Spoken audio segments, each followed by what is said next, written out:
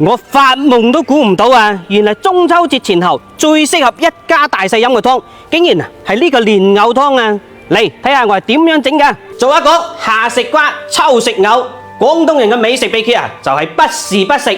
嗱，而家9月份同10月份係蓮藕成長最輝煌嘅時候啦。如果你非要問我推薦一款中秋節當晚一屋大細都啱飲嘅靚湯，我就會毫不猶豫咁話俾你知。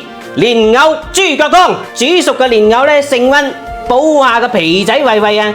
再加上豬腳嘅滿膠原蛋白，內外滋養啊！蓮藕排骨湯，號稱廣東省嘅名菜之一啊！嚟睇下今日呢啖湯嘅主要食材先。首先準備咗蓮藕、豬腳、綠豆，加咗綠豆讓呢啖湯口感更加醇厚啊！鹹橄欖，哇，啖湯會甘甘甜甜嘅。再來2塊陳皮，去下啲油膩。嚟開工！首先將呢個蓮藕去下皮，洗一洗先。嗱，要想煲出嚟嘅蓮藕更加粉，要記住3個小秘訣啦。首先第一要揀新鮮嘅蓮藕，第二就係要一節一節咁煲，第3點一定要記得啦，係要緊水落鑊。嗱，水開咗之後將蓮藕放入去。然後再放埋啲豬腳、陳皮，呢個鹹橄欖放入去一齊煲，記得洗一洗，爆爆更加出味啊！煲佢個半鐘頭，呢啖湯就得噶啦。綠豆要等啖湯煲咗佢50分鐘之後再放入去。時間已到，開蓋，好香嘅蓮藕香氣啊，真係正啊！呢啖湯，睇下個湯色，哇，全部煲到出晒味啦，成條個蓮藕咁樣煲呢個色水就啱晒啦，啲豬腳 Q 彈彈啊！大家嚟見證一下呢個蓮藕粉唔粉先？哇！你睇，哇，粉唔粉啊？試試先。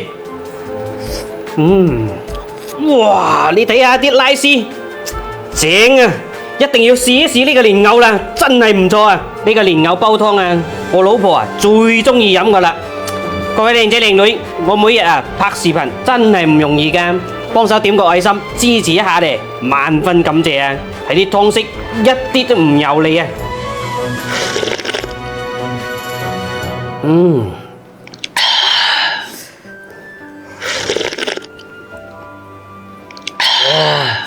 呢個湯掂湯最緊要蓮藕嘅香氣入邊帶有一絲嘅陳皮香氣啊！正所謂秋天嘅蓮藕最養人啦，女性朋友一定要多啲煲蓮藕湯嚟飲啦，特別用呢種粉粉糯糯嘅蓮藕去煲正啊！啖湯口感濃厚，真係正。如果大家喺市場上唔知得點樣揀啲粉嘅蓮藕，或者買唔到，我呢度推薦大家試一試呢款我一直喺度用嘅南沙新肯嘅蓮藕啦。呢個蓮藕超級新鮮㗎，都係上午摘，下午就發貨啦，好正噶！用佢嚟煲湯粉粉糯糯我又買咗幾箱啦，趁呢個中秋節同屋企人安排上啦。如果你都想同屋企人一齊飲啲蓮藕湯嘅，嗱，建議你都試一試落一單啦。多謝各位靚仔靚女嘅支持。呢個湯因為加咗鹹橄欖，唔使放鹽都已經好好味噶啦。而家中秋節食多咗月餅，食多咗熱氣嘢煲呢啖蓮藕湯真係正啊！